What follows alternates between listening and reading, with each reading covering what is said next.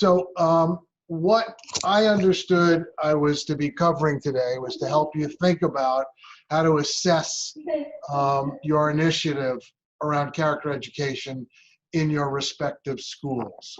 And there are two things to tell you about how I'm approaching it. One of them is really backing up and trying to give you big picture to think about assessment, school-based assessment, okay? And that's through a lot of experience and working with lots of different educators in schools and realizing that in most cases, they're starting too far down the road and they're starting too far down the road and therefore already have messed things up because they didn't have the big picture. And the other part of that is that I understand that evaluation is site specific. So each of your schools is going to need some different approach. I don't mean that there's no overlap. I don't mean that they're radically different, but I do mean that they need to be customized. And we'll get to that as we move through this. So those are two lenses through which I constructed or I see this. There we go. So good intentions are not enough. This is the highway to hell. I assume most of you have heard the expression, the highway to hell is paved with good intentions. That was my thought for this slide. Every one of you, I am very confident, has the best intentions, both for implementation and for assessment. But those intentions are not enough. You really need some knowledge, some technology to do this right. And that's why we're doing the webinar. So you can move to the next slide, Rosalia. And the question is, where do you start, okay? And if you know the expression, putting your cart before your horse, I don't know, I never know which of these expressions translates to Spanish. So we often say, don't put the cart before the horse. This is a picture of the cart in front of the horse rather than behind the horse. Don't plan your assessment until you know what your implementation is. And I can add to that, don't plan your implementation until you know what your outcome goals are. And we're going to go through this piece by piece. So the way you have to do this, next one, Rosalia, is backward design. And some of this I've talked about before. But in backward design, you start with the end. You start with your goals, okay? Before you do anything else. So for all of you, we spent some time on that last summer. Whenever we worked together during the Institute.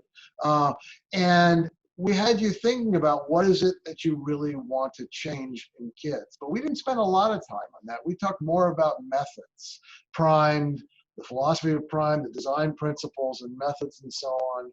But for assessment, you need to think deeply about what do you want to be different about the students in your respective schools as a direct product of what you're doing and implementing, or at least what you're intending or planning to do and implement. So it has to, whoa, you're jumping ahead. I don't know how you did that, but back up where we were. But you have to really think, Rosalia, we need the backward design slide. Keep going.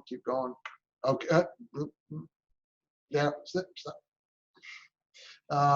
So you need to know exactly what it is. And that's a great activity to do with your staff, is to say, if we are brilliantly and completely successful in implementing cutting edge, earth-shattering character education, what would be different about our students as a direct product of what we did? And it's not an easy thing to answer. But what are you trying to accomplish? Do you want students who are socially conscious? Do you want students who are self-managed? Do you want students who have of integrity? Do you want students who are compassionate? Do you want students who are respectful to others, who are inclusive? I mean, you can't target all of them. So what's really your top priorities? Then you have to say, okay, what could make that happen? What do we know? So I want to give you an example from this morning. This morning, we had a meeting with 12 assistant principals with whom we've been working for a while. And one of them said, our district, our school district, just went through an activity of exactly this sort. They said to themselves, what do we want graduates from the school district to be like? And they listed a whole bunch of things, many of which were around character, whether they know it or not. Some were around academics, some were around other things, but there's a lot about character. And then he said, but we realized we're not giving students feedback on those characteristics. And think about that for a moment. Here's what we want to happen. And what they realized is they're not giving students feedback. So here's what I said to him. And he's great, and the district's great. I said, you just articulated probably an implicit theory of change. You said you want your outcome to be students of integrity, and they listed a bunch of things. And your theory of change is the way you make that happen is by giving feedback. So has anybody really looked to see whether giving feedback has any impact on those outcomes? Has anybody looked to see whether giving feedback is enough, is adequate, sufficient to create those outcomes? And they hadn't, which is the common problem in implementation and then assessment of that implementation. Because we start implementing things that don't necessarily have any connection to the outcomes we're trying to create. And so we really need this backward design logic model. Right? So, okay, Rosalie, you can move on from there. So I'm going to talk about 4 problems that happen when character education stumbles.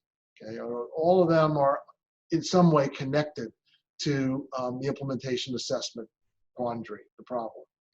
And I'm not going to explain all these now because I'm going to go through them one at a time. But the first one is the problem of evidence.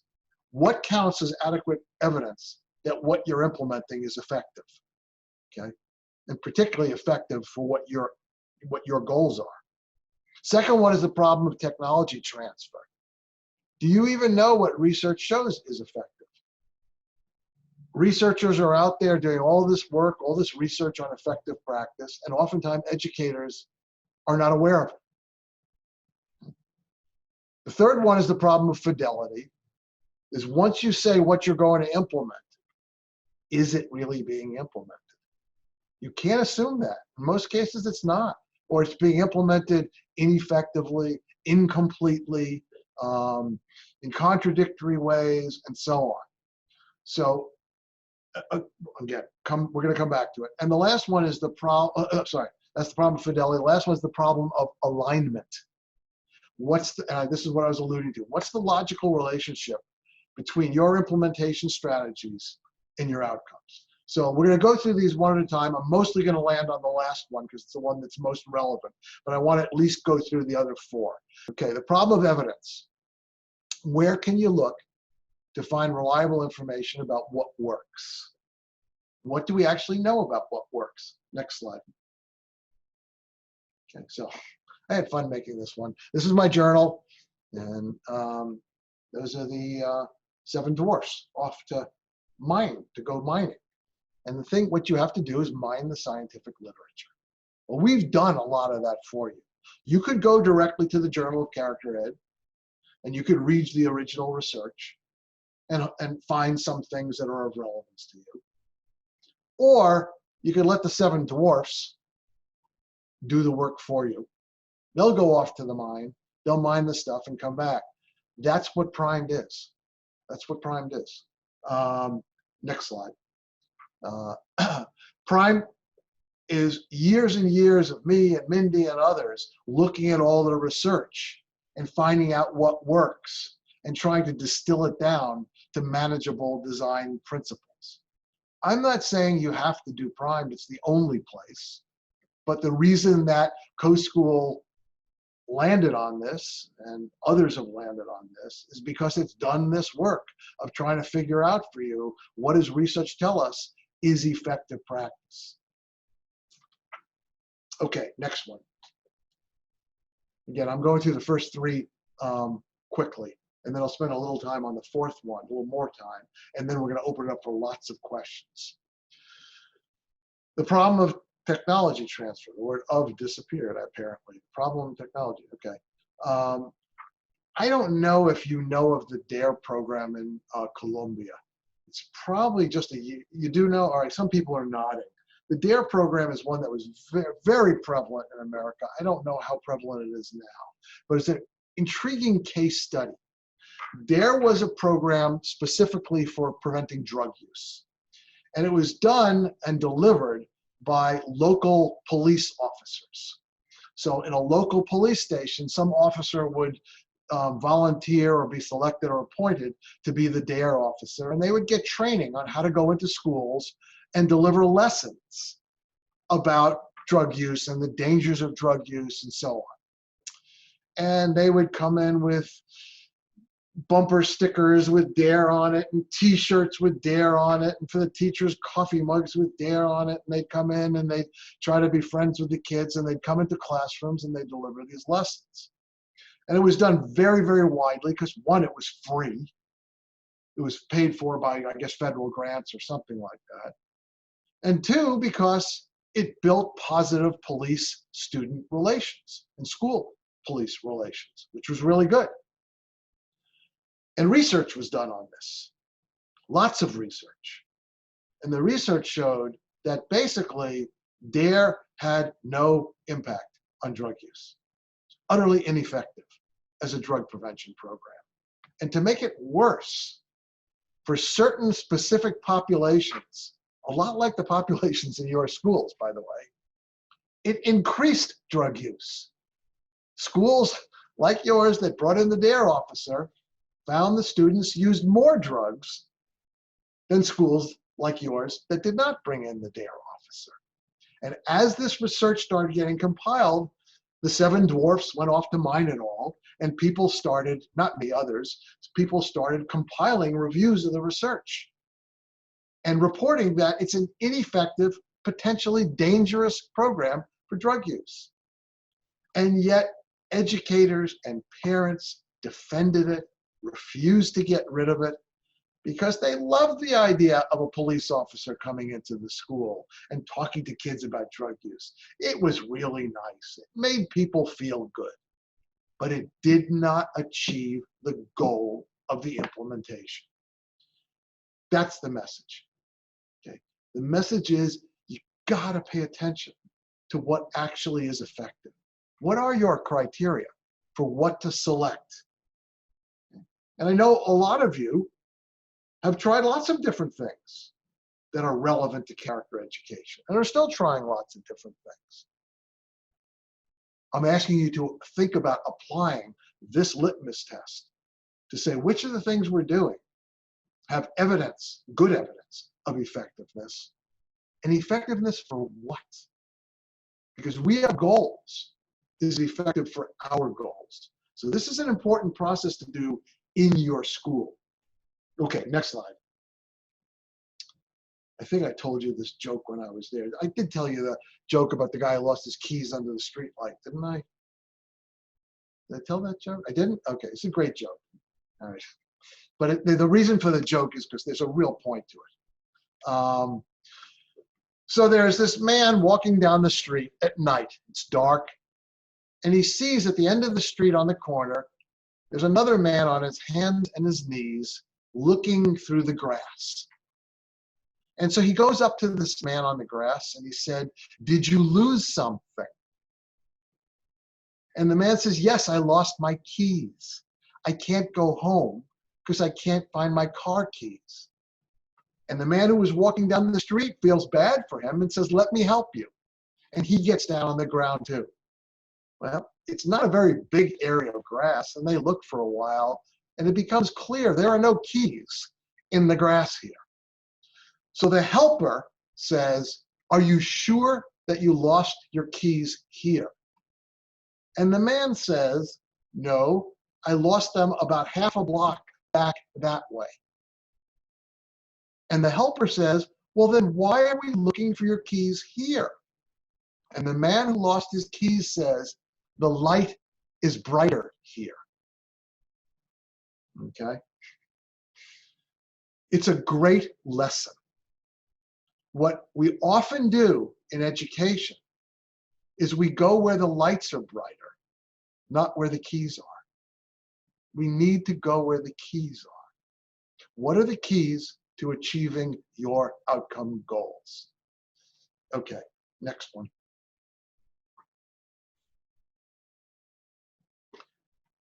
We also find in technology transfer, and I don't know if you know this expression too, that you can lead a horse to water, but you can't make it drink.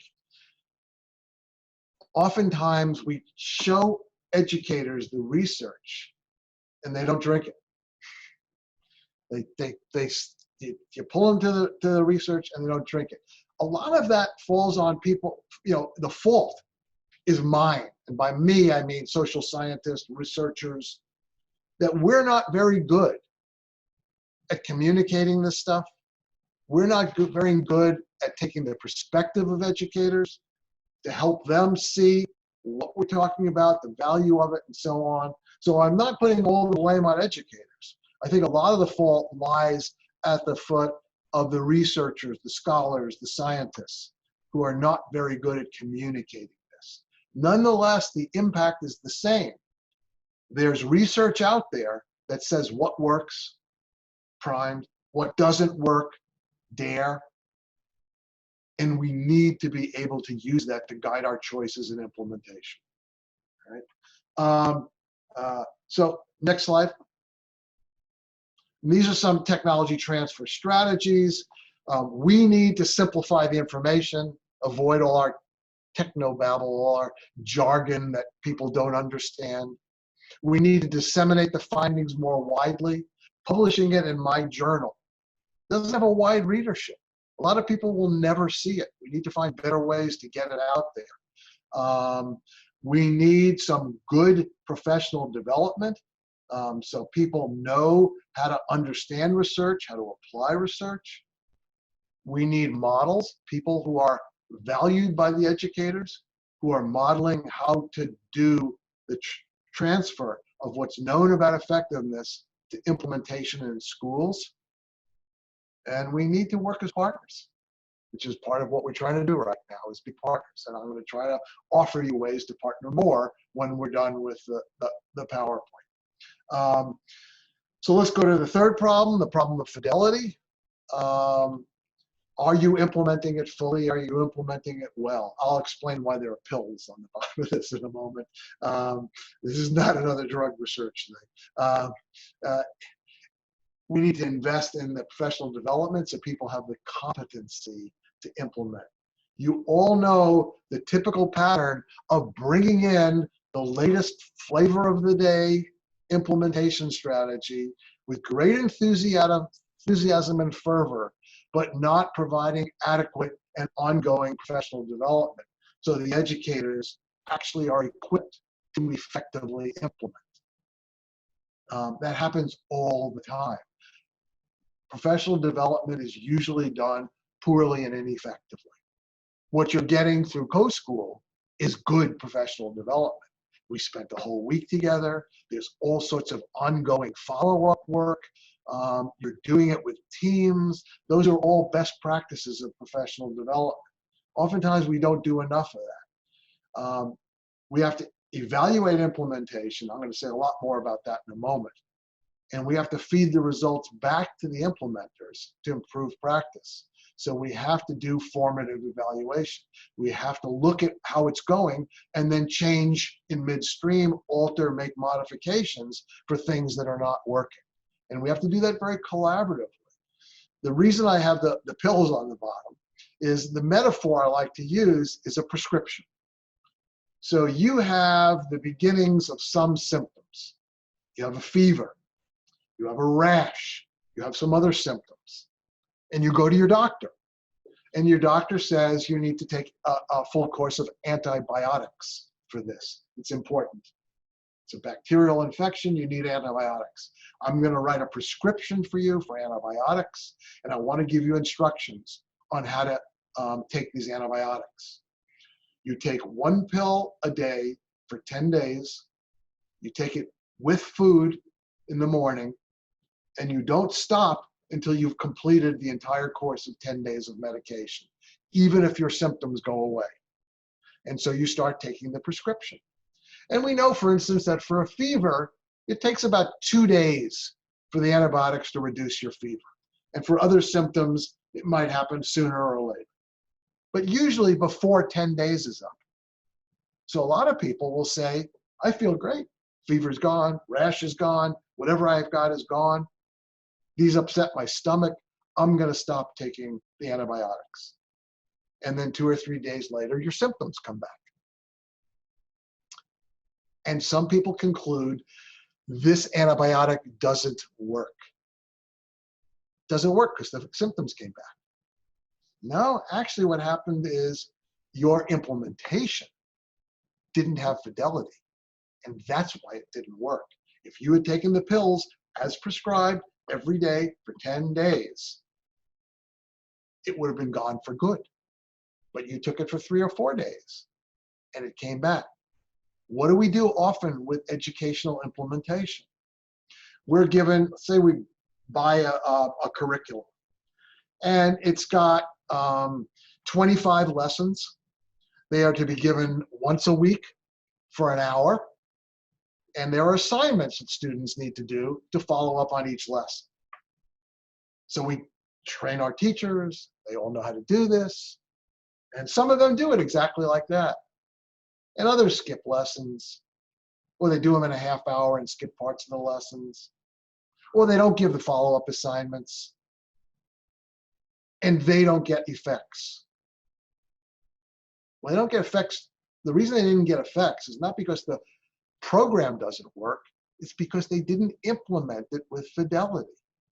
So that's this problem of fidelity and implementation. And you're going to see why I'm talking about that in an assessment piece. So now we're going to turn more specifically to what does all this have to do with your assessment plan. So let's go to the next one, problem 4, the problem of alignment. And this is what I was talking about before, the logic model. You have an implementation strategy. You have a logical connection between that and your targeted outcome. In other words, you have backward designs that start with the outcome, okay? So what I want to do is deal with the problem of academic dishonesty in my school. There's been cheating in my school, and I need to target that. What do I know about what works there? Well, the research by Don McCabe, who was the premier researcher in this area, one of the things he says is if your solution is student-led, if the students lead the academic integrity program, it's more effective. Okay? So the logical connection is Don McCabe's research shows that student-led initiatives have a higher impact on my targeted outcome, reducing cheating, increasing academic integrity. So you have to have this very clear alignment. So I'm going to tell you another story, which I may have told you before, because I can't remember what I tell people in different places. I do too much of this. And this is a real one. This is a high school principal. He went through my leadership academy. And I saw him a couple of years later. And it was great to see him. And he was all excited. He said, Marvin, we just made a big change in our character ed initiative in our school. I want to tell you all about it. I said, oh, that's wonderful. You sound excited. I'd love to hear about it. He said, first, let me tell you why. I said, great. And so he said to me, we caught some students cheating, a fairly substantial group of students, and we were very concerned. And some of our teachers started doing some research on cheating in high schools. And they discovered that we probably were very naive because the data suggests that this is pretty epidemic. There's a lot of it going on, a lot more than we encountered, and it's certainly a lot more than we thought was happening. And so I said, great, tell me what you're doing. He said, service learning. We have looked deeply into service learning. It's an evidence-based practice. And he starts describing how they're doing it. And as he describes it, I realize he's describing a model way of implementing service learning. Lots of high quality professional development sustained. They're using best practices. They're doing it school-wide. It's mandated. It's cross-curricular. It was very well thought out. And I said to him, service learning is a great character ed and academic program to use. And you're doing it really well. And I listed all the things they were doing. I said, I do have one question though. And he said, what's the question? I said, what on earth does service learning have to do with cheating? There's absolutely no research to link the two of them. What they did is it would be like me having that rash or fever that I just talked about and putting a Band-Aid on my head. Okay. A Band-Aid's good if I'm bleeding, or if I want to protect a scraped area from being infected. It has nothing to do with a fever. It has nothing to do with a rash. I could say, oh my gosh, I have such a throbbing headache, and I could put a tourniquet on my leg. Well, a tourniquet on my leg is a good thing if I'm hemorrhaging. It has nothing to do with a headache. It's the same exact thing. He used a wonderful procedure for something that it doesn't impact. Okay, next slide. Okay. So I'm not going to go through this with you. I'm just saying another way to think about this is having a logic model, really thinking about what are your outcomes. This breaks it out even more. Maybe you have short-term outcomes, medium, long-term outcomes, or maybe you just have one set of outcomes. What are your inputs? What are you going to do to make those outcomes more likely to happen? And then the logic model in the middle says, how do you justify it? Why do you think service learning is going to impact cheating? They never even raised the question. You have to raise the question. Okay, next one. So now we're at assessment. Given all of that, what should you measure? This is one way of breaking it out. 3 things that you should measure. Your implementation fidelity, which is why I was talking about implementation and whether you're doing it well or not. Are you taking your full course of antibiotics, or are you implementing all of the lessons, some of the lessons? Are you doing all the parts of the curriculum or this implementation strategy? Are all of your teachers doing it, or some of your teachers doing it? How well is it being implemented? You need to measure that. So part of your assessment plan is figuring out, are we implementing? So another anecdote, and this is true of a number of different studies that I've seen. People do these large-scale studies to test out the implementation of something like the Child Development Project, or other kinds of large-scale implementations. And what often happens is they analyze all of the schools and all the classrooms and all the teachers who are implementing and look to see if there's a significant impact on their outcomes. And they find, nope, didn't make a significant difference. I've seen a number of these large-scale studies save the studies by having done implementation fidelity measures. They look to see which schools or which teachers, which grade levels, whichever, are implementing fully and which ones are implementing partially. And they analyze those separately. And at least 2 cases I can think of, very different implementation, very different outcomes. What they found was, when it was implemented fully, those classrooms or those schools, they got the results. They were significant. And in the places where they didn't implement fully, they didn't get it, which makes sense. But if you don't measure implementation, you'll never know. You won't be able to find that out. So whatever you implement in your schools, you're going to need to figure out, how will we know? I'll just use the example. Let's say it's a classroom level strategy, that we're delivering certain lessons, or we're doing class meetings, or whatever it is we're doing, just as an example. How will you know which classrooms are getting the full high quality implementation and which classrooms are not? Because there's probably going to be variability. How will you know that? And I'm going to come back to it in just a moment. I'm going to talk about those. School climate, because school climate's a moderator of the effects of character, education, character development. One great study found that implementation worked in producing character to the degree that school culture changed. And it's a subjective thing. So what they measured was the students' perception of the culture of the school. And in schools where students felt that the school culture was greatly improving, you started seeing changes in their character. But with the same implementation, when students didn't see a change in school culture, their character didn't change that much. So school climate becomes really important. So you need to monitor it. You need to measure school climate. And lastly, obviously, the one that's probably most salient to all of you is, are students changing? Are they changing in the ways that we intended? So next slide. I'm trying to move quickly so I can get to all your questions. So let's talk about assessing implementation fidelity. And for each of these, implementation, school climate, student outcomes, those three I just mentioned, I'm going to talk about content and I'm going to talk about process.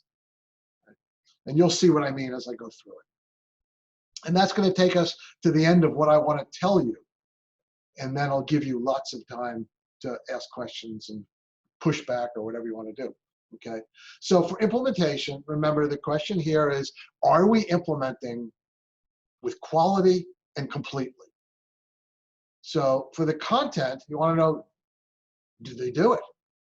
Okay. So here's a good example of that. This is a real study that was done many years ago, I think in Baltimore, Maryland, in which a big district, probably the Baltimore City District, I don't remember for sure, had adopted what was then called a values education curriculum. And all teachers were trained on how to do this and given the curriculum and so on. And they wanted to find out whether or not it was working. And one of the things they wanted to do early was find out user satisfaction, customer satisfaction. Did the educators like it? Okay. And so they went first and they asked the district administrators and then the principals of the schools that were doing it. And they asked them, they said, well, what do you think of this? Is this, would you want to continue using it? Would you recommend it to others? And they got all this positive feedback. The principals and the superintendent said, we love it. We're going to keep using it. It's great. We're so glad we adopted it. And then they went to the teachers, the actual implementers, the ones who were doing the classroom lessons. This was a classroom lesson program. And they asked them the same questions. And the answer was, oh, we didn't really like it. We stopped using it. It wasn't being implemented. And the administrators had no idea. Why did they have no idea? Because they didn't assess it. They never checked. Okay. You need to know, how frequently is it being implemented? Is it being implemented completely? With what kind of quality is it being implemented? And so you need a strategy for how to do that. And some of these things are obvious. You do classroom visits if it's a classroom level implementation. Or if it's a lesson plan thing, you ask for people to submit their lesson plans and see if it's in there. You videotape people, you have them observe each other, you have them keep a log of when they implemented and which things they implemented. I mean, these things are not really complicated to figure out, but you got to do it. Okay, you got to know, what is it that you hope is implemented. I mean, I've had this with class meetings again and again. I'm asked to go into a school. I do a training on class meetings. The principal says, we're all going to be doing class meetings. And a year later, I ask them, so are people doing it? And they have no idea. They think they are. I say, how do you know? They don't know. They're just assuming it because they never check. And you really need to know that, because you can't go back to the prescription. You're not going to have the effect. You're not going to reduce your fever if you don't take the pills. You're not going to get the benefits of class meetings or service learning or whatever else you do if you don't actually do it well and do it as frequently as you need to. Okay, next slide. this process. So this is what I'm sorry, I should have jumped ahead. How do you do it? You need expert observation, somebody who knows what they're looking at. So we just got feedback just the other day that I won't name the place, but one of the states in the United States, which is new to the National Schools of Character program and state schools of character particularly, just had their first round of applications of schools wanting to be recognized as state schools of character. And then this authority in this state, because it's a negative story, I'm keeping it anonymous, sent those forward to the national organization to be considered for national recognition. And what we heard was each of these applications was terrible. It was terrible. And the state authority had no idea they were terrible. Because, you know why? They never got trained in how to assess applications for national schools of character. They just started doing it. Okay. No, I have another story, but I don't want to tell too many stories. I get yelled at all the time because I spend too much time on these stories, but hopefully that makes the point for you. And then another one, as I said, is implementer self-report. They have implementation logs. They log in every time they do a class meeting, or every time they do a cooperative learning activity, or every time, whatever. Or they submit lesson plans. What I often recommend for people on your lesson plans, if your school is going to be very intentional about character ed, be explicit on your lesson plans when you're either covering character content or you're using character education methods. Name them as such. Identify them as character content. Identify them as character methods. And you can do that as a school-wide form. You can have a lesson plan form where that's specifically on the form, or you can just encourage people to do that. But then when you collect lesson plans, you can see where they're weaving in character education if your character education is a lesson-based. I'm just giving you an example. Just send out questionnaires to teachers. Find out if they say they're doing it. Are you doing it? They could be anonymous, maybe. But those are ways to get at that. Okay, so let's move to assessing climate. So what do you want to assess when you're assessing climate? And this isn't just examples. This is not all of them. Hence, etc. at the bottom. Sense of safety. There are trusted adult surveys. Is there an adult you could go to in this building if you were, feeling unsafe? Just safety questionnaires or questions. Do you feel safe emotionally? Do you feel safe physically? Have you ever been treated in the following ways? So people can give reports on whether I've been bullied or whether, somebody has talked to me in a prejudicial way because of some characteristic of mine. You probably want to assess the quality of relationships. Do people get along here? Do people care about each other here? Things like that. You want to find out about shared norms and values. What do you see the school as standing for? What do people believe here? I just learned an interesting one.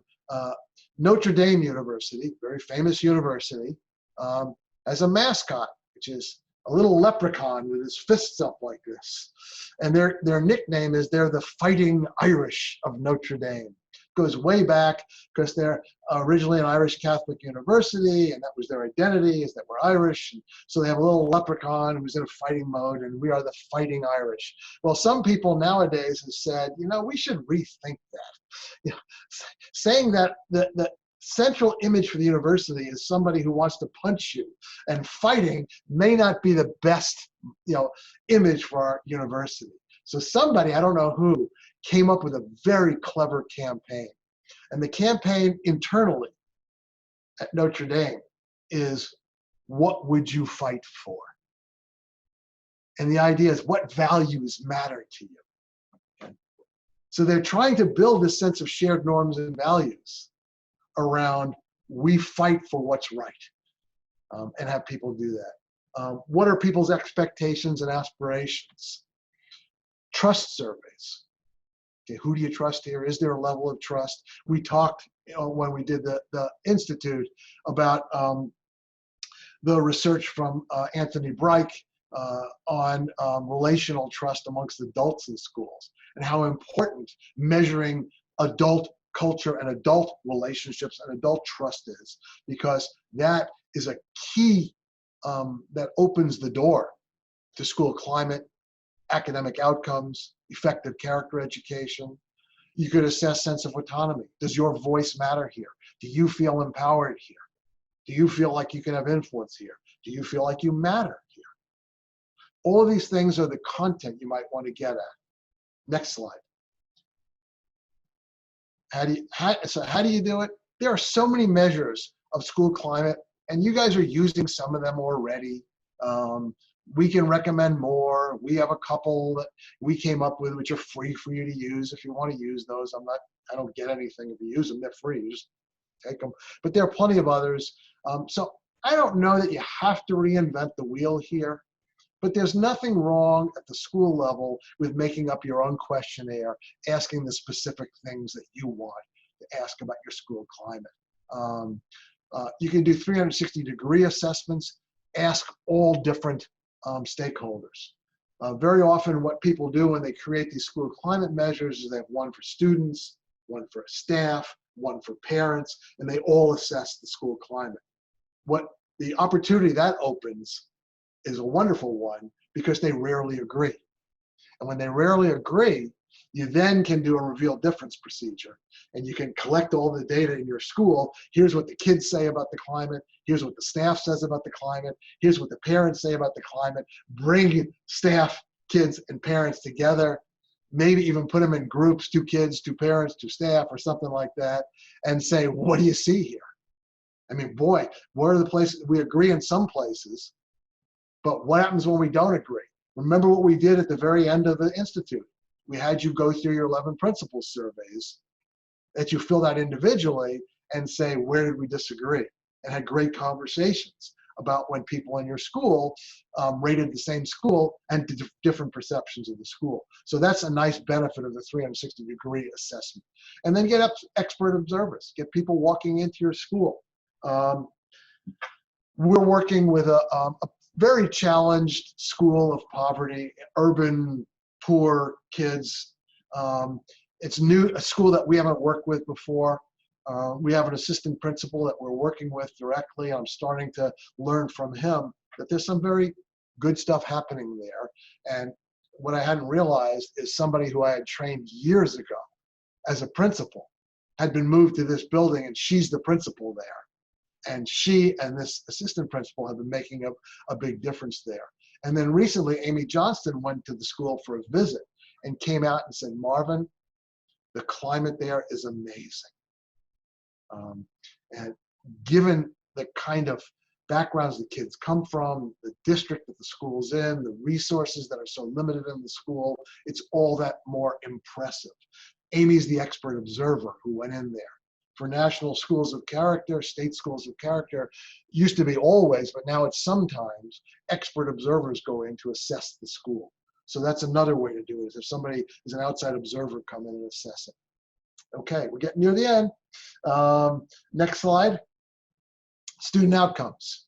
Okay. What content? This one has to be site specific. You have to, that's why I said at the very beginning, you have to know what are your priorities that you're targeting in your school. What do you want the graduates of your school to be like as a product of your character education initiative? What are you most hoping you'll impact? Okay, what we really, really want is kids who are socially just and responsible and inclusive. That's our goal. But what we really want is kids who are responsible future citizens of Columbia. What we really want are kids who will contribute to the process of peace in Columbia. Or, you know, and you can go on, I'm just giving examples. You make up your own. But you've got to figure out, what are you most targeting in your school? What do you really want to get at? Okay. Then when you have that, switch to the next one. Next slide. That's where you start your logic model. So in essence, we're ending with the beginning. Given that we're talking about backward design, it's very appropriate. Okay. So once you, for your outcomes, then you start the logic model. and you say, okay, what does it mean for a kid? You know, because you can't just use a word like respect or integrity. You have to say, what does that mean? What does it look like? What does integrity look like in an 11-year-old or a 15-year-old or whatever you're educating? What does integrity look like in the classroom? What does integrity look like in peer relations? What does integrity look like on a in the cafeteria or in the bathroom? What does integrity look like? What are the behaviors? That's operationalized. That's what we're trying to get at. We want kids to not cheat. That's the academic part of integrity. We want kids to step up and report misbehaviors in the school so they don't continue to happen. And then you need to either create measures. You're not going to create valid measures. That's validating measures is a long scientific process. So you're really to use valid measures or create your own. Is what it should say. Ideally, you can find measures that already exist that are appropriate for the population that you're working with. You know, elementary school kids or high school kids, or in your case, Spanish-speaking kids. Is it in Spanish and so on? Ideally, you can find measures that are specific to what you want to assess. Very frequently, there aren't measures that are specific for your population and what you want to assess. And so you got to create your own measures. Sometimes you get really creative. I think I might have told you about the one principal in elementary school who was curious whether or not their character ed initiative was making kids more honest and responsible.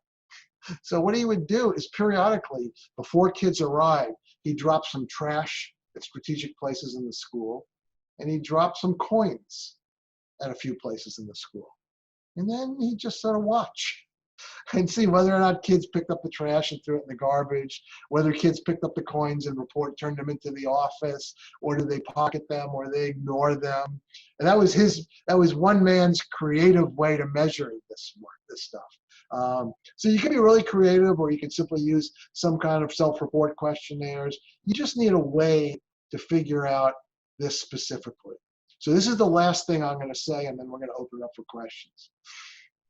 Be careful of the pitfall of again, this is probably the keys under the lamplight,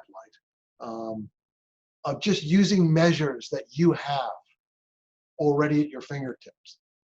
Those are okay to include, but if what you're trying to do is build compassion, I'm not really sure how office referrals, attendance, and scores on academic tests tell you whether compassion is growing in your school, and so on. When you do use the office referrals or other measures of misbehavior in your school, at least if you're going to do that, disaggregate them by the types of misbehaviors and identify what that's relevant to. Because a lot of them are disrespect or irresponsibility. Those are often the things that kids get referred to the office for. And so know that. Okay, so I'm going to stop there. And then I see, I don't even know how to do the chat. I click on the chat thing. There we go. Oh God, when did it? Oh, just a minute ago. Okay. So I ask everyone to raise a hand. There is in the chat, there is a function that says raise the hand, and Andrea I will open you the microphone so you can. Priscilla, Natalia, and Carlos, can you hear me now? Yes, we can. Okay, so the sound came back. Yeah, the sound came back. Okay. I was worried. Okay, so go ahead, do whatever you just said. I don't know. I'm not good with technology. Andrea has a question. Can we start with her? We can start with whoever you want. You're in charge now, Rosalia. You field the questions. I'll try to answer. Are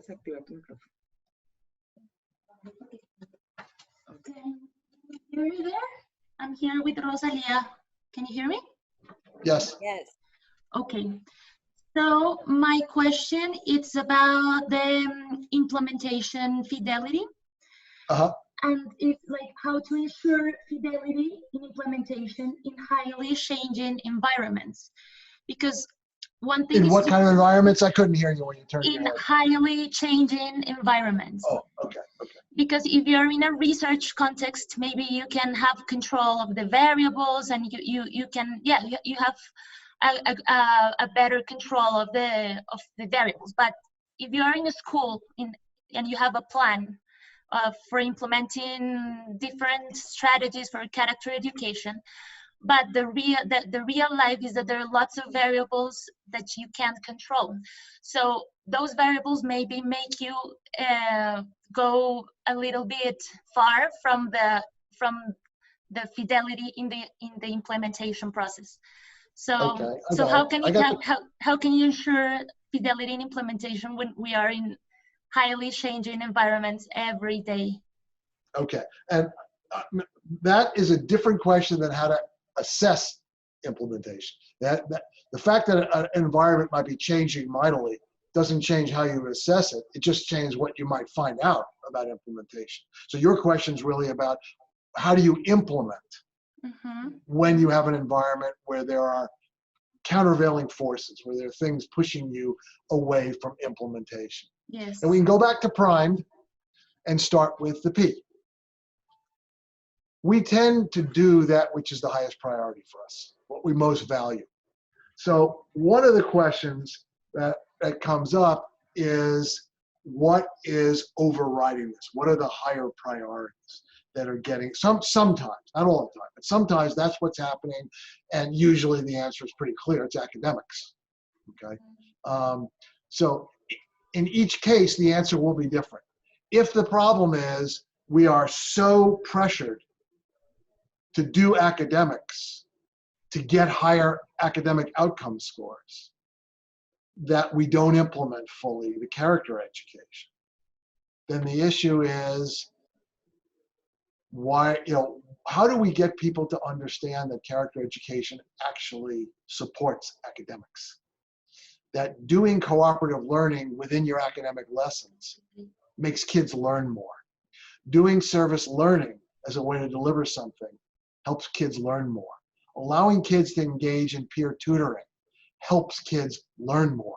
And, so these are all, so part of it is salesmanship, marketing. How do we get the schools, particularly the leaders of the schools, to believe this? And that's a marketing question, which is way beyond what we can do now.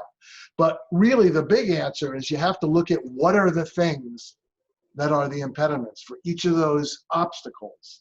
It's probably a different answer for what we have to do to get back to quality implementation. So I can't give a really generic answer. It's got to be specific to that, because it might be the reason that we're not doing it is because we don't have the professional development, and the teachers are getting frustrated. They don't know how to implement it. And I've seen that again and again. So in that case, it's a different answer. You have to make the choice. I mean, don't bother implementing something you don't know how to implement. It's pointless, okay? And maybe even counterproductive. So you have to know what it is that's your obstacle, and then you can figure out what can we do to implement better. I wish I can give you a generic answer, but I can't. Yes, thank you, There's Marvin. I don't know if someone else has questions. You can raise the hand. There's Priscilla's got one. Okay. Okay, Marvin.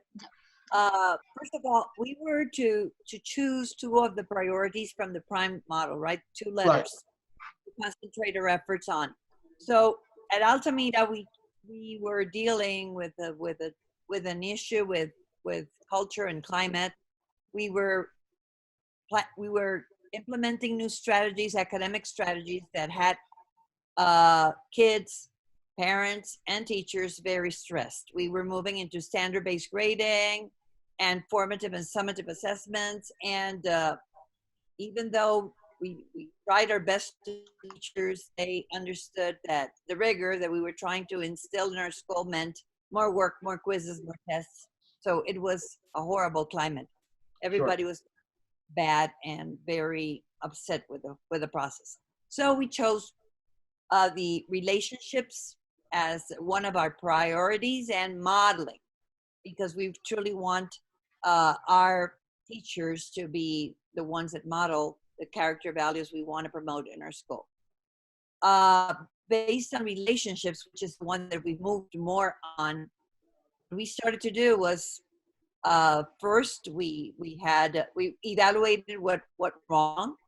We kind of brought experts in that helped us, and we made changes based on teacher appreciation. So we included them in the process. Now we started the second semester on a different edge. I found that I was very off the process because there was a leadership problem, giving more responsibility to the principals and kind of me shying away. And I found that that was not a good decision because it was done too drastically. So it was important for me to return and be a central figure in the school. So relationships, we have been working with actually improving climate. So we did a climate, we haven't implemented the climate service, but we did a climate canvas where we stated things that we thought were part of our culture, the norms, the beliefs, the traditions, the rituals, and stuff that we wanted to keep on doing. And we probably the kids were missing out because we were becoming a very academic rigor, paying attention to rigor and leaving relationships aside.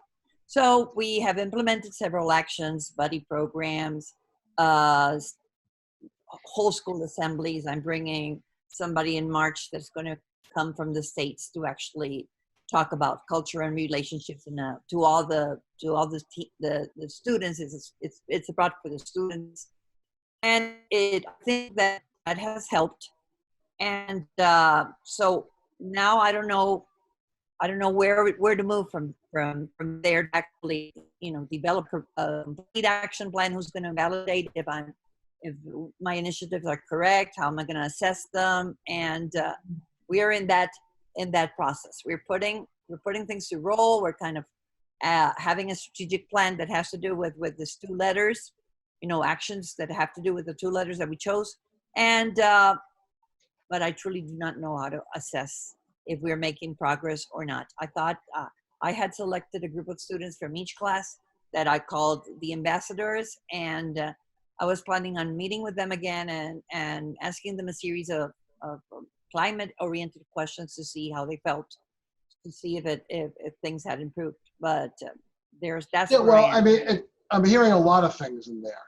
The first thing I'd say is there was an implied logic model that you were going down a certain path, finding negative outcomes from that path, and the negative outcomes were coming largely because people were getting overwhelmed and feeling stressed out by all of the academic rigor initiatives that you were doing. And so you said we need to improve the climate, reduce the stress, right? Yes. And so you said what we're going to do is build relationships, and model, and adults are going to model something. You didn't say what, but they're going to model something. Model the values and beliefs that we want kids to have once they graduate from school, or still that to demonstrate in their everyday interactions in school.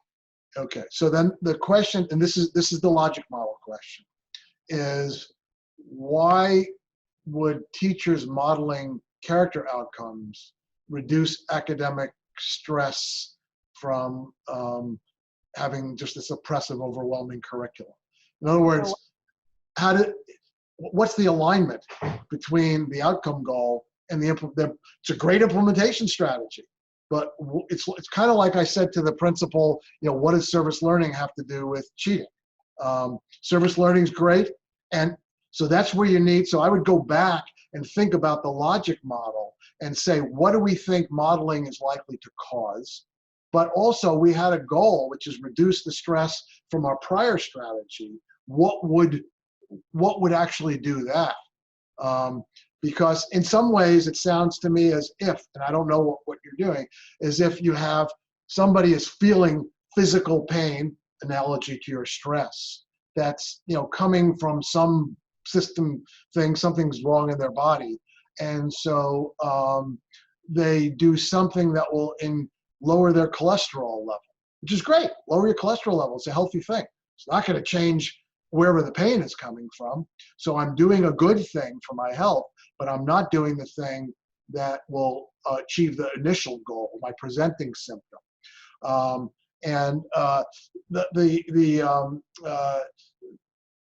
relationship one is similar, okay? Will relationships alleviate the stress of pushing really hard on these academic goals? Maybe a little, but I don't know why it would be, are relationships really good for character? Yeah, they really are. So probably what you need to do is think about, we have different goals here. One is the character development of the students. Here's what we want to happen. Another one is to repair some of the damage we did to the school climate by going down this path of academics. But don't think that one is going to do the other, okay? They're really, in some ways, not aligned. So you still will need to figure out what can we do to cut down on an oppressive, stressful academic path, independent of how can we promote these character outcomes to students. Yeah, I thought that if teachers, connected more with their students, because apparently they were losing connection with them. They try to better relationships. Of course, somebody learns. Somebody learns if they trust the person that is, in the learning process. So I would say that the modeling became relationship building processes to better the climate within the room. So the teacher had to start the day with a process that helped him or her get better related to her students, learning more about them and actually. No, I get that. And I'm not saying there's no connection at all, but it's not as direct a connection. And we do know that when we do these high stakes, high pressure academic initiatives in schools, teachers get to be seen more and more as oppressors than as nurturers. Exactly. And so if you keep doing that kind of work, you're fighting against yourself.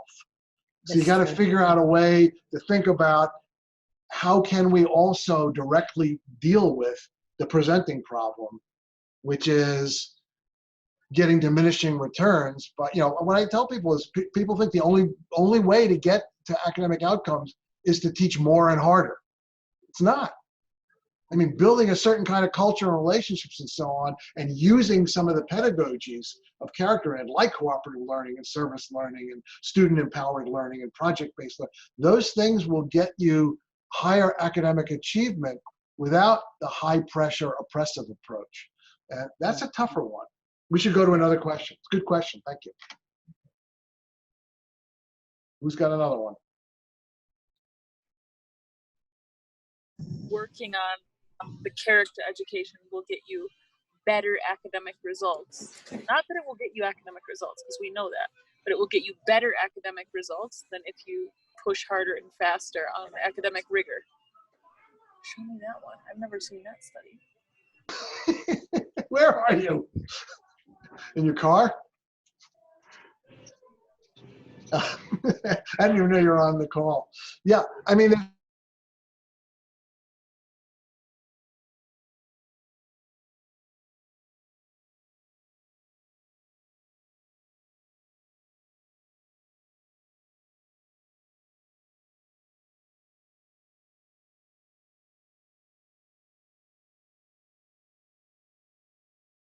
academic. He's on mute. Am I muted? Can you hear me? Yeah. Yes. Okay. No. Okay. Ooh, got me worried. Did it by a 10-year plan of character education. They slowly improved by loading on character education. The latest thing this school did is a new one. What do they call it? Power Lunch. Has anybody heard of Power Lunch? This was new to me. They have a lunchtime. There are over 2,000 students in this school. So it's a pretty big school. It's a high school. At lunchtime, there's food served all over the school. In the library, there's a food stand. In the cafeteria, in other places. And students can go and eat wherever they want, whatever time during this I don't know, hour-long block or hour-and-a-half block, whatever it is. And there are students sitting in the hallways, there's students in the library, there's students in a classroom, there's, they're clustering in groups. It scares most schools to think about doing something like that. But this is how this school gets top academic scores. And you think that's crazy. What is kids being able to sit in some hallway eating lunch have to do with having the best academic scores of a high school in the state? And the answer is it creates this climate of trust and empowerment. Students want to be in school, they like school, and hence they work harder. Okay? You could not change your curriculum and your methods at all. And if you could somehow get your students in your school to try harder and care more, you'd get better academic outcomes without changing a thing about how you teach or what you teach. How do you do that? Well, and there's where you're hitting the nail on the head, Priscilla, with relationships. Relationships and a sense of community and trust will get kids to work harder. And that'll get you academic scores without having to push harder on tests and lessons and everything else. Another question? Yes. Hello, Marvin. Hello, how are you, everybody?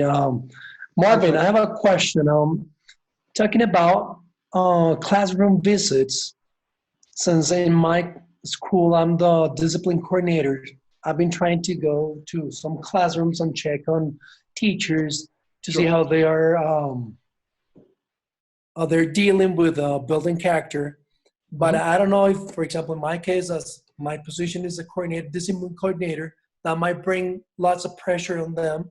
And during that visit, if I see a chance to model misbehavior, to model like some learnings for misbehavior, should I do it? Shouldn't I? Or you mean to model how to respond to misbehavior? Is that what you meant? yeah, yeah. Okay, not to do the misbehavior, to respond to misbehavior. Okay. Respond to it. Yeah.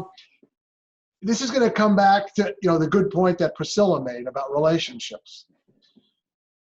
How you're received in that classroom will depend on your relationship to the teacher and to the students.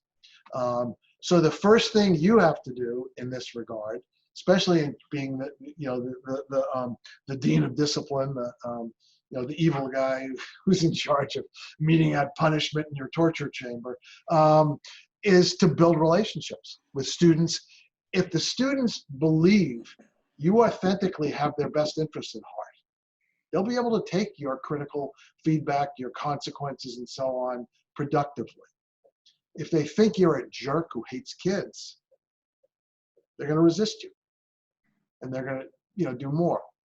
The teachers who see you as truly wanting to help them and make their work easier, them more effective, their classrooms more enjoyable for everybody, they're going to be happy you come in and model something and observe them.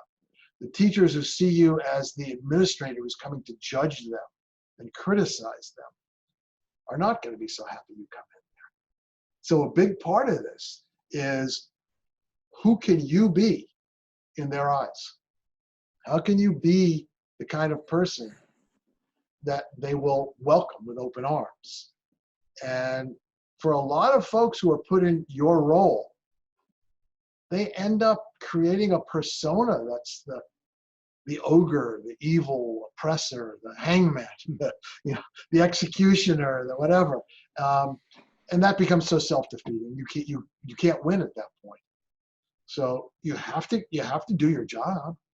I mean, you have to, and so modeling good ways to respond to misbehavior is a great thing for you to do, if and only if it's done to somebody who will be open to seeing it and hearing it in a productive way. That comes through your getting them to know you, building relationships, and being clearly someone who has their best interests at heart. That's why we're spending so much time on servant leadership now. Being a servant leader means having people who understand that you're there to serve their competency and growth and effectiveness and best interests, and that you authentically want them to be the best teacher or whatever they are that they can be, or the best kid they can be. So, I mean, yeah, it's good if you go into classrooms and observe. It's good if you model things, but only if you've created a relationship where people will be open to it. Okay. Thank you, Marvin. Makes it more challenging, but that's the truth. Another one? Another question? Carlos? Carlos, you can. Okay. Am I set? Yeah, right? Yes, you're there. Okay. Hello, everybody. Hello, Marvin. Hello. Hello. Yeah, I have a question over here, and it's a pretty simple question. Well, sometimes, you know, we have teachers that go to a classroom and they just teach their class. They are not really interested, like, in character education. They just want to go teach math or teach science, whatever they want to teach, and they just go and finish, right? Now, the question is, how can I engage those teachers that do not do character education? How can I get those teachers involved? How can I make them part of this? Because this is something that I think it's very important. Because if we can engage this kind of teachers that go and create their class, but they don't care if the kids have a problem or not, if I can actually engage these teachers in primed in character education, everything is going to flow a little bit better. So I don't know if there's a strategy, Marvin, in order to engage these kind of teachers. Thank you. Well, I mean, a lot of the strategies are ones I've talked about already, okay? One I haven't is patience. Don't move faster than they're ready to move, okay? I've had too many administrators that I've had to slow them down and say, you're moving too fast for your staff. They're gonna burn out or you know, you're gonna scare them or whatever. So you gotta figure out how can you move at a pace that's reasonable but palatable, that they can accept. Okay, so that's one part of it. The second part is something I already said, is relationships. Again, so one of the former principals who I was actually meeting with today, because she works with us now, when she was one of the ones that was moving too fast. And I wrote her up. She's in my Prime book, Julie Sperry, but she was moving too fast, burning out her staff, and I told her that one, she had to slow down, but two, she had to be a servant leader. She had to go to every staff member and say to them, and mean it, be authentic, had to be real. What can I do to help you be the best teacher you can be, the teacher you want to be? What can I do to serve you? And then you have to deliver when it's possible. Some things are impossible. When it's possible, you have to deliver on that one. And if you can build those kinds of relationships, then they start to follow you. But I also say, don't spend too much time at first on the ones who are not yet on board. Okay. First, work really hard with the ones who are on board. Figure out who are those folks and start building a solidarity base in the school. Then figure out who are the people, they're not really, you know, problems. They're not committed. They're not, you know, they haven't really bought in a strong way. They're not resistors. They're not underminers. They're not bad apples. They're just, yeah, skeptical, maybe, something like that. Then you focus on them. And one way to get to them is these relationships and service to them. Another way to get to them is the folks who are already in your solidarity group. Reach out to their peers, start bringing them on board, because they like to hear from their peers. So when their good buddy who they've been teaching with for 7 years, and they also go on fishing trips with, says to them, this stuff is so cool, it's really working. Have you tried it yet? You should try this. It's, you know, that kind of thing can really help get them on board. And then you can worry about who are the people who have dug in their heels and like a mule, and you can't budge them. And maybe they're even kicking at you with their hind legs and doing some damage. And then you need different strategies for them. Sometimes, and what you do is you try all the other strategies with them. You try to serve them, you try to build relationships with them, you try to get them to understand this through, you know, reaching out with peers and so on. But if you come to the conclusion that they're never coming on board, then you have some tough choices to make. And it depends, it's a case-by-case thing. It might be somebody who's bad for kids. They gotta go, if you can. Okay, it might just be somebody who's just old school. One principal I know had one teacher, been around forever, was a couple of years away from retiring, and just was a naysayer. Every time they talked about character ed in faculty meetings, would get up and say something to undermine it. And this was somebody who was highly respected, was a peer leader amongst the teachers, been around a long time, and it just was an ugly dynamic. And this principal finally went to him alone. And by the way, this was a person who was old school, but effective as a teacher. He just was an old school teacher. And said to him, look, I know you're not interested in this new stuff we're doing, this newfangled character ed stuff that we're bringing in here. And you've been talking about it pretty widely. What if I make a deal with you? Here's the deal. You're effective at teaching science or math or whatever it was. Students like you. We'll let you decouple from our character ed initiative. You keep doing what you've been doing in the classroom. You got 2 more years. You said you're going to retire in 2 years. So for 2 years, you don't have to do all this new stuff. But in return, stop undermining our initiatives. And he said, okay, that's fine. I don't mind. And they solved it that way. So sometimes you have to just individually, customize it.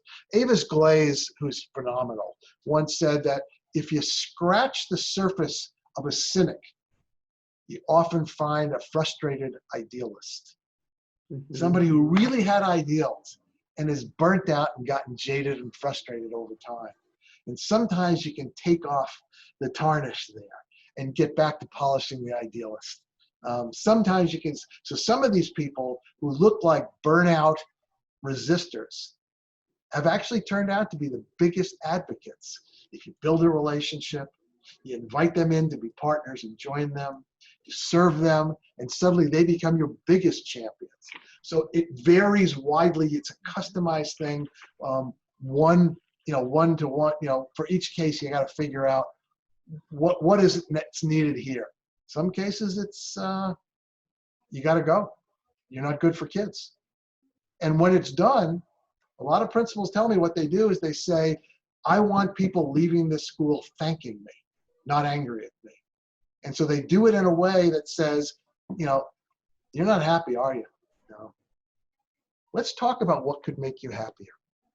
And they find out that, their teaching is just not it for them. And they're at a point in their life where they need, and you help them transition to something else. And they'll walk out thanking you. Doesn't always work. None of these are foolproof. Some cases are just ugly, and we got to walk you out today with the police officer walking you out of the school. But that's really rare, something like that. Okay, what else? Okay. Thank you, Marvin. There's no Okay, so the hands. messages we're getting from Nicole are from Charlie. Okay. I see that now. Okay. I'm trying to keep an eye on There's that. 2 Nicoles. Nicole Right. iPhone, which is the real Nicole, and Nicole Berkowitz, which is Rosalia posing as Nicole. Uh-huh. Okay. I always knew Rosalia's a poser. I do She's a have Nicole question, wannabe, is what she is. Exactly. Carlos? The other Yes, Carlos. I have a question. How are you guys? I'm sorry for being late. I don't know if I'm out of context, but I was just listening to you oh, you guys look so amazing. Anyway, I was gonna ask you something, at school, we've been implementing a lot of things for Prime, and it's been working. I don't know if my coworkers say something about it, but we've been implementing a lot of wonderful things, and we have several meetings with all the teachers and all the coordinators and the stakeholders and stuff, and we proved them that we have wonderful things to offer in school. Actually, we got wonderful stuff we create a year-long plan for all the homeroom teachers work with the students. And also we built something that we call, remember in our training, Marvin, you were talking about the moments at school, something that has no purpose, something that you cannot measure, but you can make a huge difference with students, right? Teachable moments. Yeah. Exactly. For example, we proved the stakeholders, sometimes I feel that they are really skeptical about this program, But we proved them that we are making the change. For example, the first day of school, which is like just recently happened, we made a wonderful beginning of the school, right? Like starting school was a really good success. We loved it. Students loved it. Teachers loved it. But sometimes we feel like stakeholders are still like, you know, since they are very academic, sometimes we feel like, who are you including as stakeholders? Who do you mean by like that? like the principal, Board of directors. the yeah, all the principal academic like Leadership. leadership. Okay. Exactly. Board of directors. Okay. Exactly. Sometimes we feel that they don't like plenty trust in us, or like we have like, for example, like these we call it the school moments that we created. For example, like later on we are planning to have like a cowboy day where all the students are dressing like cowboys, or like a pajama day where all the students are like wearing pajamas as well. And like, you know, all these wonderful things throughout the year, but like, you know, we always feel like they are not ready for this. Not the students, not the teachers. I'm talking about the leadership. I So mean, it's who's the we in that sense? We're coming up with these things. Who's the we? this is like prime team. That's Freddie and Carlos Espitia, and like my man is right there. So it's like sometimes we feel like we need to report so many things that they don't trust in us. Like Which of the administrative team was there this summer? I can't remember. The thing is that they couldn't come. Oh, none of them were there. Oh, exactly. okay. Just me. It's just me. Yeah. I'm just too old to remember these things. That's the problem. I can't remember having lunch today. The thing is that we got okay. really excited about this. But so your challenge is you still haven't gotten your administrative team to buy in. Yeah. They just haven't bought. Okay. They see the results of our activities and all our meetings, and they are like really amazed. But when it comes to a new thing, they start like questioning things. It's like, how is this gonna work? Show me like the results in advance. Like when there's like, sometimes we don't have, I mean, as you mentioned in the training, like these things, sometimes you cannot measure it, or like you cannot like make a graphic thing to prove them that we are changing the whole world, right?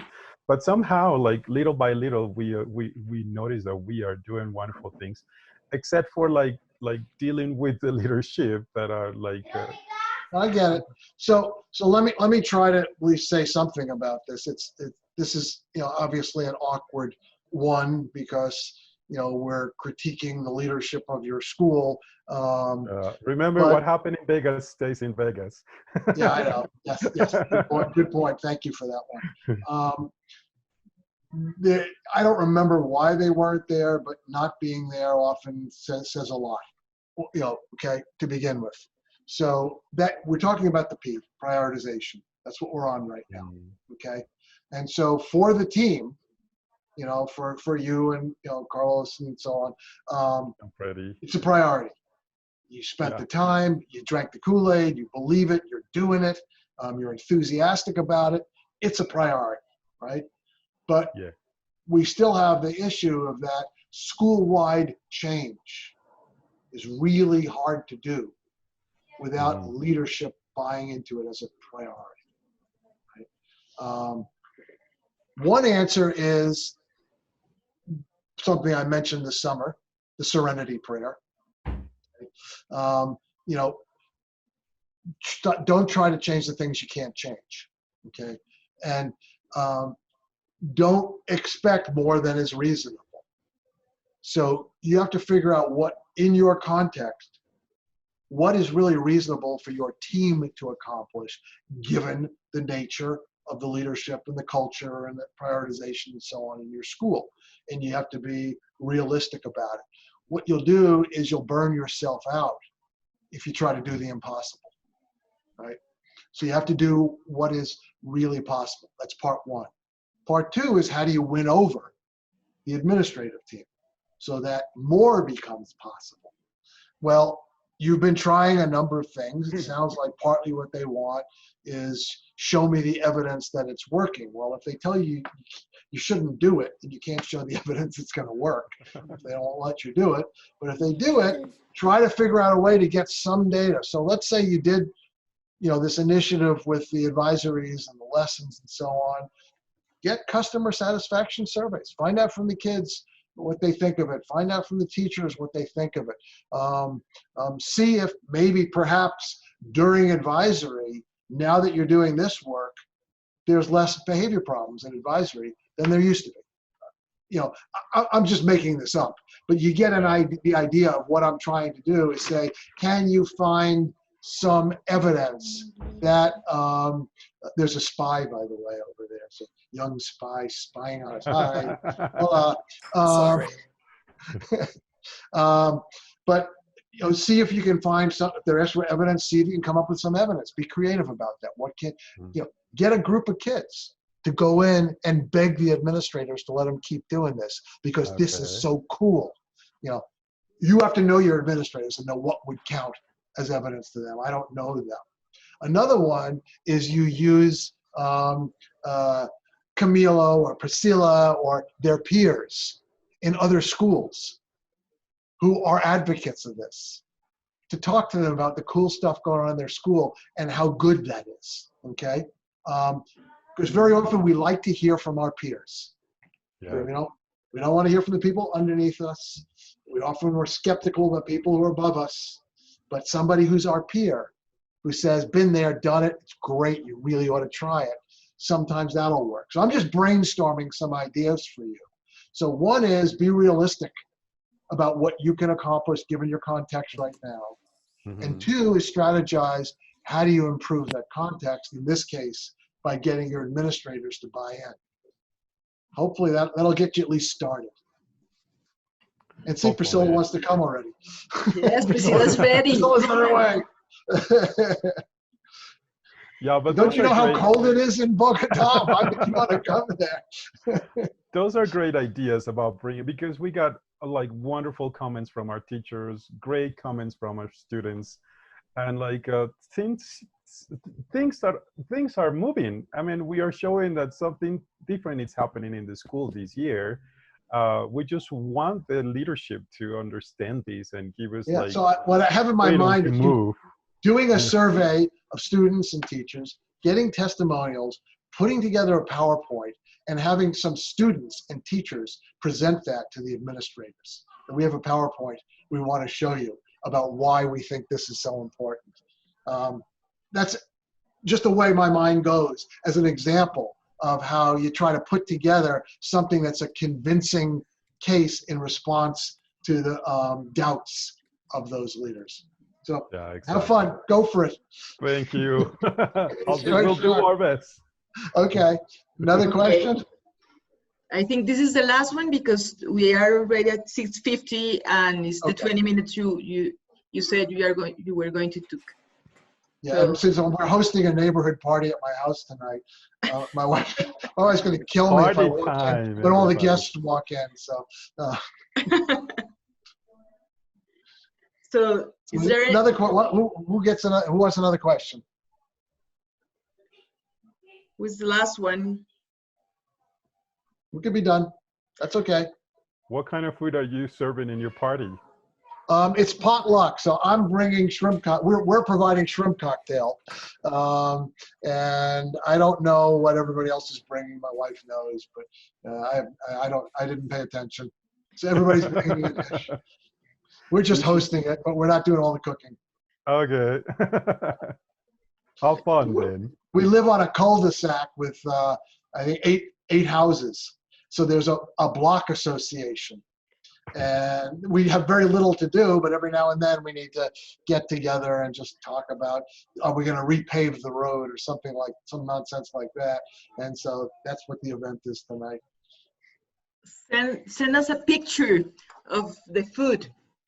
Okay, I'll send a picture. So you'll all see what was laid out. I'm sure my wife will do a nice job of putting it out on the counter for everybody, so I can get a nice picture. Priscilla is asking if they can send the plans to you for feedback. Sure. Oh, and that reminded me of the last thing I wanted to say. Oh, I can't believe I almost forgot this. Although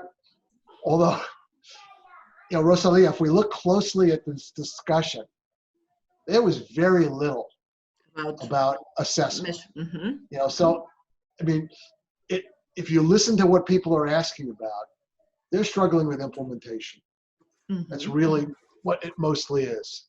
But my plan was, for those of you who really want to put together an assessment plan, since I said it really needs to be site specific, I'm very willing to have a conversation like that with a school team, with each school team or whoever wants to, and talk with you through what your particular interests and challenges are. Because I'm giving you the generic one, because as I said at the beginning, it really depends on what you're implementing, what your outcome goals are, and so on.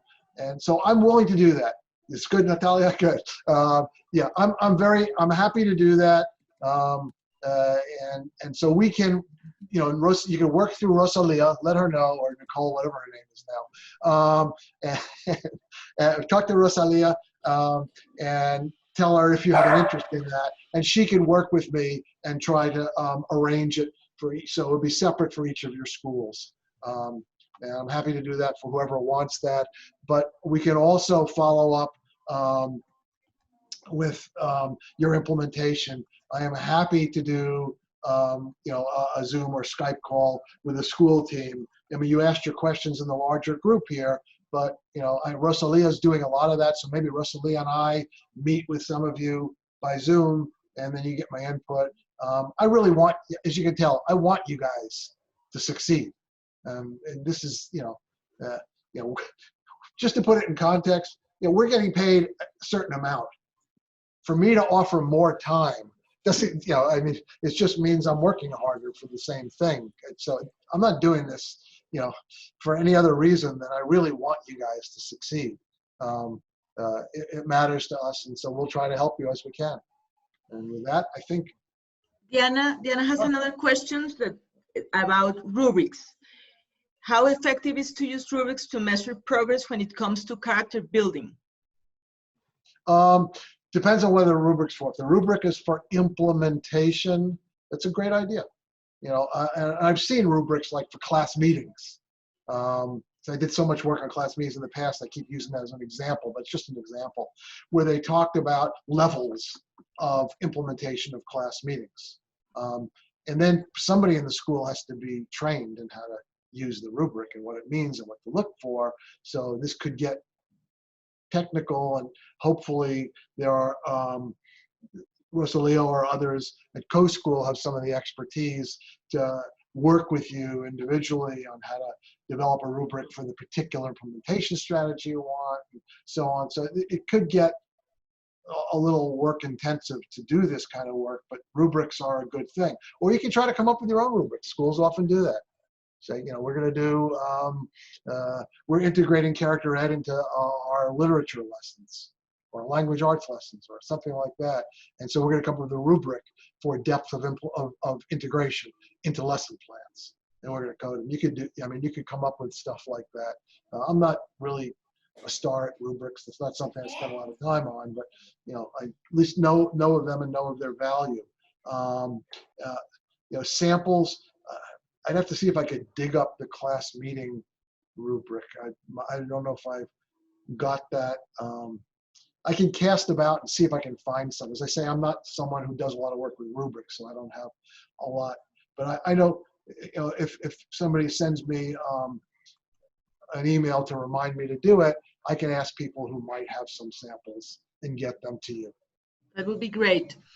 Marvin, thanks for your time, and thanks everyone for being in this first webinar. We have some technical difficulties, but it's a moment to learn, and we really enjoy our conversation. As you said, there's a lot of questions about implementation, and I think the assessment questions are site specific, and we will arrange the meetings. And we also will arrange to send some rubrics and some other resources that you talk about in the webinar. So I will ask you to send us these resources so we can share with everyone. And thank you. I will send you also a short satisfaction survey to see how can improve and to get better webinar. The next webinar will be about intrinsic motivation. So we want to do a wonderful. Excellent, excellent. Yep. We would love to hear from that. Okay, no, seriously. Thank you very much, Marvin, and everybody else over here in the room. Seriously, thank you. I think it was a great experience. And we have to meet, we have to get together. Priscilla was saying that she wants to go to CAS. Priscilla, whenever you want, you're definitely invited to Columbia American School. And, miss you, Priscilla. it's pretty good. Like we can, if we could share like good activities we have. I mean, all those things are really, really important to create a very big community, a prime community.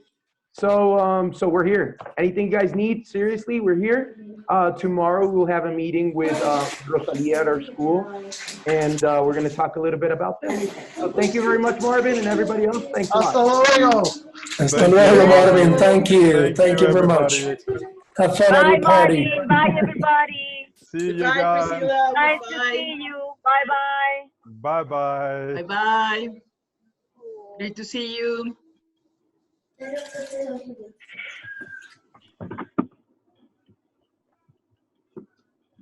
Ay, this is sweet, Maria Mercedes. Yes, it's me. I'm driving Hello, the lady. camera, so I'm sorry, but I was here. And here's my son. I want to introduce Hey, you. Hello. how you doing? Okay. Hello. Okay, nice to see you. Nice See to you see later. you. Bye. Bye. It Okay, was nice to awesome see you. to Bye-bye. at Take it St. easy. George School. Okay, so Rosalia, see you tomorrow at school, right? 10:30, right? 10:30, I will be there. I will be on time because I don't have the meeting. No, pues vamos a hablar en español. No tengo la cita que tenía antes. Entonces, allá llego a las 10:30 y conversamos, que tenemos mucho que conversar. Sí, súper. O sea, la idea de la reunión mañana, Rosalía, te quiero dar como un avance, no sé si Freddy te comentó, es como socializar un poquito lo que nosotros hemos hecho de Prime de la institución en el colegio, contarte un poquito qué es lo que hemos hecho, y va a estar Miss Claudia González, que es la rectora, y Miss Claudia Melo, que es la dueña del colegio, para que tú nos puedas dar un poquito de como esa retroalimentación del survey que hicieron los teachers. Entonces, como mirar a ver dónde estamos parados, qué podemos empezar a atacar y nada, y comentarte lo que nosotros hemos hecho que nos parece muy valioso. Han sido cosas muy bonitas y que han enganchado muchísimo a la comunidad. De verdad que tenemos a la comunidad colomboamericanista súper enganchada y sé que va a ser un éxito total. Entonces, nada, te esperamos mañana en la reunión, ¿vale? Bueno, muchas gracias.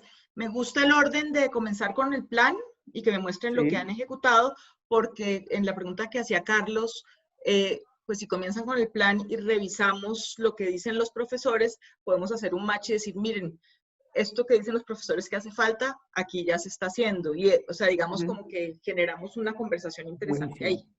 Entonces, pues listo. Allá nos vemos y nos exploramos los resultados. Digamos, yo voy a hacer un ejercicio como preliminar realmente porque no puedo hacer una cosa como muy profunda todavía de análisis, pero voy a llevar la presentación para que pues sepan qué resultados hay y qué se puede ver allí.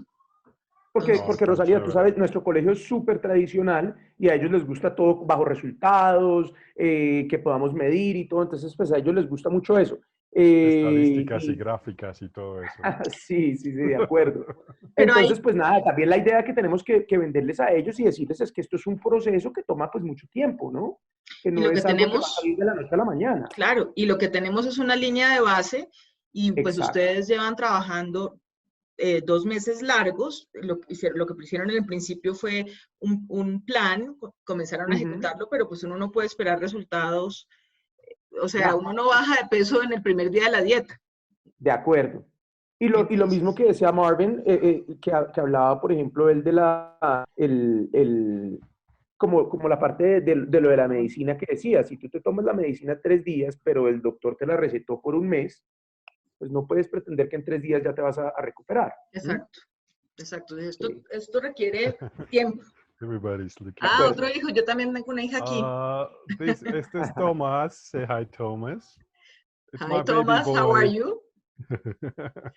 ¿Aprendiste sobre evaluación? He just got here. Ahí estábamos mirando como esos tips que nos dio Marvin sobre la implementación, por ejemplo, classroom visits, lesson plans, videotapes, expert observations. Son cosas muy chéveres, pero nos toca empezar a aterrizarlas en términos de poder medirlas, de poder mirar a ver cómo podemos o hacer un formato o diseñar algún tipo de cuestionario donde se puedan ser medibles, y no simplemente que nosotros llegamos a algún lado y decimos, sí, fuimos a observar la clase de fulanito y estuvo perfecta, pero no, hay que medirles de alguna manera y poder que todos tengamos como el mismo, Es que creo, formato, diría yo. y creo que un punto principal de lo que dijo Marvin hoy es el tema de la planeación en reversa, o sea, a dónde queremos llegar para poder saber cómo alineamos nuestra estrategia para saber qué evaluamos. O sea, digamos que hay que pensar, bueno, el ideal es este y vamos a irnos por este lado. Entonces, a partir de eso, uno sí puede decir, bueno, sí voy a hacer classroom visits, pero ¿por qué las voy a hacer y para qué las voy a medir y qué es lo que voy a estar mirando en esas visits para saber si eso me sirve o no me sirve? Es como el ejercicio allí. Entonces, sí, estoy de acuerdo. No, pues miramos el plan, Hoy precisamente estábamos hablando, perdón, qué pena, estábamos hablando con Freddy acerca de hacer visitas. ¿Sí me escuchan? ¿Can you hear me? Sí, perfecto. Sí. Estábamos hablando con Freddy acerca de hacer visitas como prime visits, no para ver la clase que ellos tienen, sino cómo ellos incluyen todos los aspectos prime en la presentación de su clase, cómo inician la clase, por ejemplo.